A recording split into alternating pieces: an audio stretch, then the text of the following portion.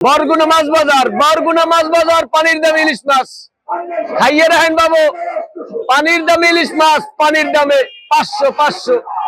বরগুনায় ইলিশ মিলছে প্রায় অর্ধেক দামে, আর তাই ক্রেতাদের চোখে মুখে খেলে যাচ্ছে আনন্দের ঝিলিক। ছোট সাইজের ইলিশ যা কয়েকদিন আগেও বিক্রি হচ্ছিল 900 থেকে 1000 টাকায়, কিন্তু এখন পাওয়া যাচ্ছে মাত্র 500 টাকা কেজিতে।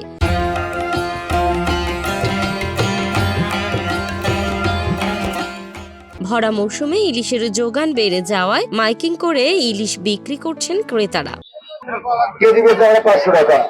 সকাল থেকে গভীর রাত পর্যন্ত বাজার জুড়ে চলে শুধুই ইলিশের জয় জয়কার। রূপালী ইলিশের ঝিলিক আর কম দামের ঘোষণা দুটি একসঙ্গে মাতিয়ে তুলেছে ক্রেতাদের মন।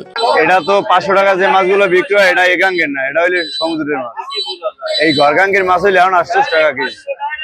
ঘরগাঙ্গের যে 700 গ্রাম সাইডে যেগুলো মাছগুলো এখন 800 টাকা কেজি। এটা হইলে সমুদ্রের মাছ, এই জন্য ব্যস্ত পারতে আছে 500 টাকায়, নাইলে পারতে না। দাম কমার কারণ হিসেবে জানা গেছে বরগুনার উপকূলে টানা কয়েক দিনের জালে ধরা পড়েছে বেশি পরিমাণে ইলিশ। সরবরাহ বেড়ে যাওয়ায় পাইকারি বাজারে দাম নেমেছে, যা প্রভাব ফেলেছে খুচরা বিক্রিতেও। বরগুনা মাছ বাজার, বরগুনা মাছ বাজার, পানির দাম ইলিশ মাছ খাইয়ে রাখেন বাবু। পানির দাম ইলিশ মাছ, পানির দামে 500। এত টলারে মাছ পাইছে, এই জন্য সাগরের মাছ তো এই জন্য টলারে পাইছে, টলারে মাছ আইছে এই জন্য একটু দাম কম। মাছ বাজার যেন এক উৎসব মুখর মেলা। গরম ভাতের সাথে ইলিশ ভাপা কিংবা ইলিশ ভাজা সবই চলবে সমান হারে। বরগুনার বাতাসে এখন রাজত্ব করছে ইলিশের গ্রান। হয়তো কিছুদিন পর দাম আবার বাড়বে, তাই অনেকে বেশি করে কিনে রাখছেন এই জাতীয় মাছটি। একটু গরিবের জন্য একটু ভালো হয়, যাগো পয়সা পাতি কম আছে হেরা একটু খাইতে পারবে না। তো আমি ঝাটকা মাছের কেজি আছে 800-900 টাকা। তো গরিবের জন্য ঠিক হয়েছে, যাগো পয়সা পাতি কম আছে এরা খাইতে পারবে 500 টাকা।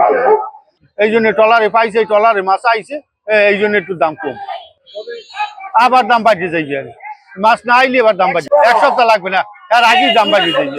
দাম অর্ধেকে নেমে আসায় শুধু স্থানীয়রা নয়, আশেপাশের উপজেলাগুলো থেকেও ছুটে আসছেন ক্রেতারা। তবে বিশেষজ্ঞদের মতে এই ধরনের মূল্যহ্রাস স্বল্প মেয়াদে বাজারে চাপ কমলেও দীর্ঘমেয়াদে টেকসই নয়, কারণ মৌসুম শেষে সরবরাহ কমলেই দাম আবার চড়া হবে। তবু এই মুহূর্তে বরগুনার মানুষের জন্য এটি নিঃসন্দেহে এক আনন্দের খবর।